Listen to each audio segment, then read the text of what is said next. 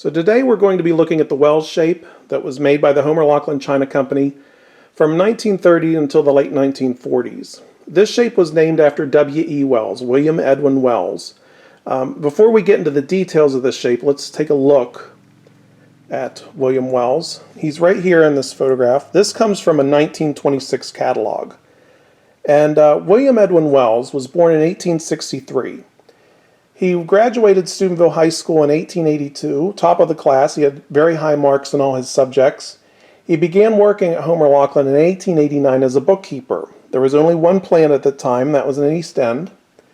In 1897, he and the Aarons bought out Homer Laughlin, and Homer Laughlin himself, he went to Los Angeles, and it was under the leadership of Wells and the Aarons that Homer Laughlin expanded the company. Plants number 2 and 3 were built in East End, and then later on 4 through 8 in Newell, and the town of Newell was developed. We actually have a picture of the Aarons here. This is Marcus Aaron, who was the president, and then we have Charles Aaron over here, who was the vice president. Now, William Edwin Wells remained in his position as secretary and treasurer until 1930. Now, when he retired in 1930, they took the new shape at the time, which was this one, which was developed in late 1929, and named it the Wells shape in his honor. He was a very well-respected and admired man by other pottery leaders. He gave speeches at commencement exercises and country clubs, especially with a golf course. He loved to play golf. Patriotic events related to World War I, Pottery Association meetings, Pottery Association dinners, various fraternal organizations. He was asked to come and speak at all these events, and he wrote over 90 speeches from between 1905 to 1930. And if you want to see some of those speeches, you can actually go to the website, laurelhollowpark.net, scroll down to the Homer Laughlin section. You'll see a link that says W.E. Wells, and you'll see about 30 or 40 of those speeches there. The Homer Laughlin China Company and Liz McIlvaine made those available to scan and preserve, so those can be read there. Some of them are pretty interesting and relate to the East Liverpool, Newell area. Now, after he retired in 1930, and this shape was developed, of course, he was made chairman of the board of directors, so he did not have any, let's say, day-to-day decision-making with pottery, though he was still associated with the pottery. He was free to write his speeches, he was free to play golf, and as I've just said, this shape was done in his honor. Now, in 1931, in September of 1931, he was at his office at Homer Laughlin and became very sick. And he was taken to his home in Newell Heights, where he died later that day. That was September 18th, 1931. In fact, we have a copy of the East Liverpool Review. This is dated, Saturday, September 19th, 1931. Ceramic industry spokesman dies. And there's his picture. And there's some pretty good write-ups in this paper on William Edwin Wells. And if you want to read those, again, go to the website, go to laurelhollowpark.net, scroll down to the W.E. Wells link, and you can read this biographical sketch on him. He really was an interesting guy. And like I said, very well respected by many in the industry. When you look at his obituary and it talks about the pallbearers, it's like a who's who of the ceramic industry. So now let's go ahead and look at this shape in a little more detail. And one thing I want to point out is the Wells Peacock marking, which is this colorful peacock decal with the Wells signature underneath. There are 4 different versions of this decal. There's this colorful one, then there's a black and white one, there's a gold stamp and a platinum stamp. Now, this was originally meant to honor him, but after he died in 1931, they started using this decal mark on newer shapes, such as Century and Jade, and in very rare cases, Virginia Rose. So you will see this Wells Peacock marking on other shapes. Causes a little bit of confusion with collectors, and we'll look at a piece over here real quick. This Century teapot. This is from 1931, and it has a Wells marking. So a collector might look at this and go, well, this has nothing to do with the Wells shape. Why is this on here? Well, it serves as a memorial of sorts. And it's somewhat interesting to see the Wells mark on shapes other than Wells, because we're so far removed in time to understand his importance to the ceramic industry, but the dishes are here to tell us. And they do through these markings, these Wells back stamps. Somewhat interesting how that happens. In 1931, when the vellum glaze, this soft ivory glaze that you see here, and you can see the difference between vellum and a regular glaze. Let's look at these two. This would be a regular quote-unquote ivory glaze, and this is vellum. It was developed for Century in 1931. And initially he was still alive. And the first markings you see on vellum glazed ware is going to be the vellum marking with the Homer Laughlin logo. This is J1 and 7, 1931. And then after he dies, then they get rid of that vellum marking. They start using the Peacock marking. Vellum was used on Century initially, and then it went to Wells, and then actually Yellowstone as well. And then as you move forward in time, it appears on jade. So you will find this Peacock marking mainly on those three shapes: Wells, Century, jade, and as I said before, very rare cases Virginia rose. So that's enough about W.E. Wells and the Peacock markings. Now we can look at the shapes a little closer. We'll start with this pastel tulip decoration. You'll find this decoration on eggshell nautilus more than you will on Wells. But I wanted to point this one out in particular. First, we'll look at this trim work with these heavy platinum bands that you see on the handles. And you'll see this on other treatments as well. Wells was one of the first shapes, if not the first shape, to use platinum. Previously, it was all gold trim. In the case of Yellowstone, sometimes it was black trim. But Wells, you see all this platinum. And as we move forward, when we go into Century, we'll see a lot of platinum. But prior to that, it was usually gold. The only time I can think of platinum being used would be silver sienna, which is art china. That's going back to like 1907, 1908. Another feature about this particular treatment, let's look at the sugar lid. Let's see if we can get this to show up. Nope.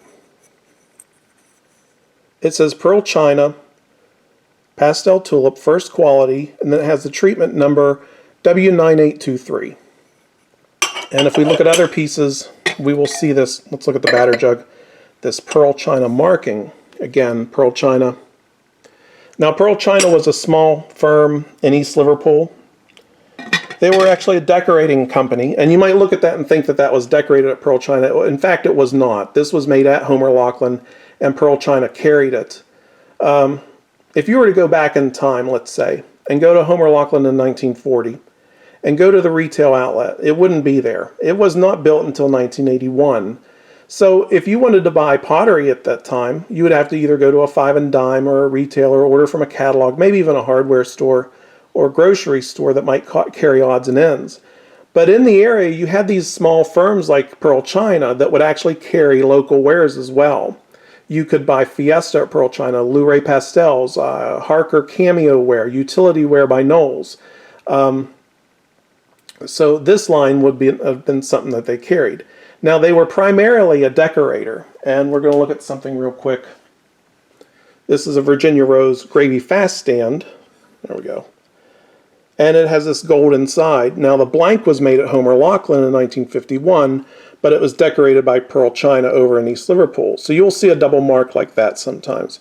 But I wanted to point that out because this pastel tulip is somewhat of a common pattern on Wells, and you will see this Pearl China marking on it, which you might think, oh, this was decorated at Pearl China. No, it was actually made at Homer Laughlin, decorated at Homer Laughlin, and sold through Pearl China.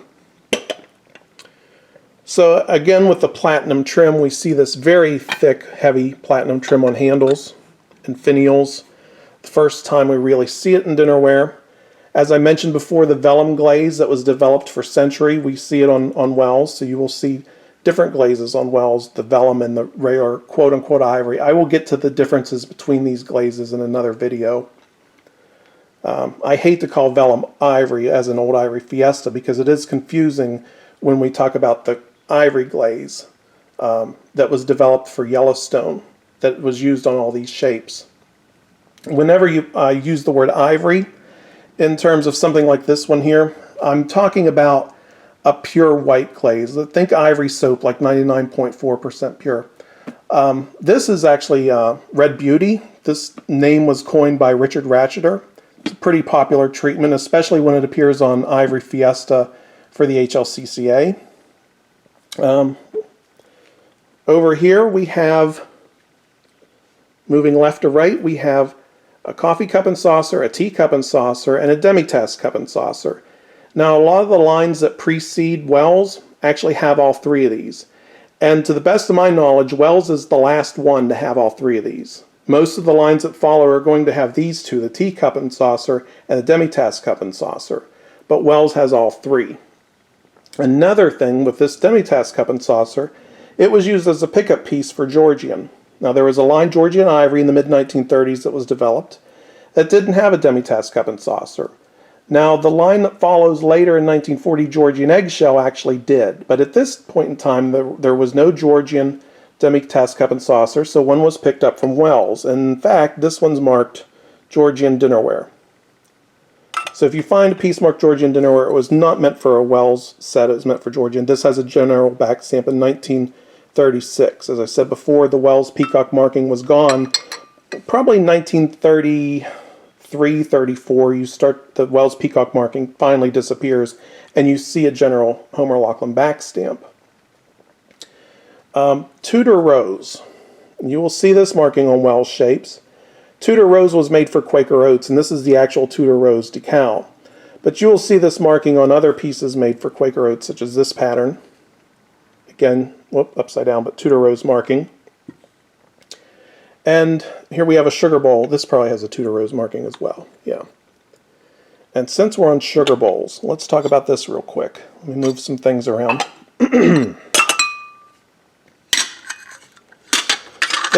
With the sugar bowls, you're going to find three different handles.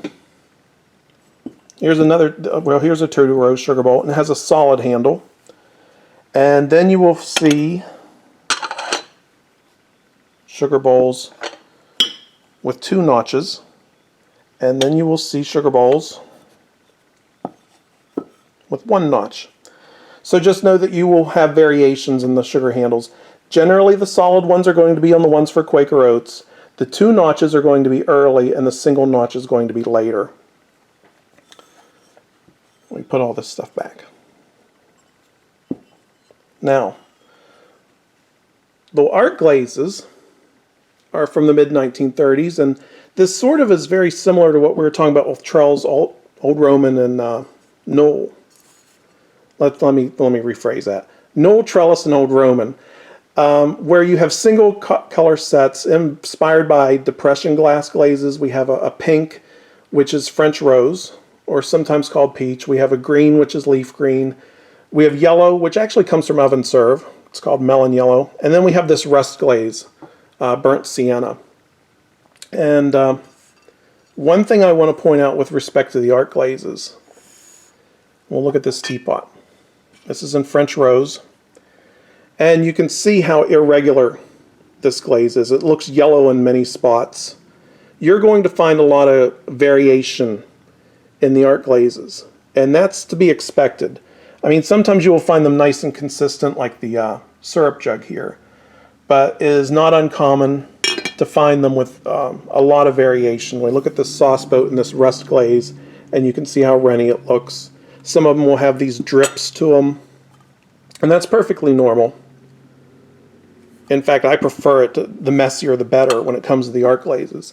The assortment for the art glazes is going to be the same as the assortment for decorated ware, essentially. There's not much difference. Here we have a demi-tasse sugar and creamer. There's no lid for the demi-tasse sugar. 36's bowl, as we saw in the last video on trade sizes, that's explained. And demi-tasse pots, we have one with stripes and one in leaf green. Speaking of stripes, in 1936 there were several lines made with stripes with the vellum glaze. Here's a red stripe.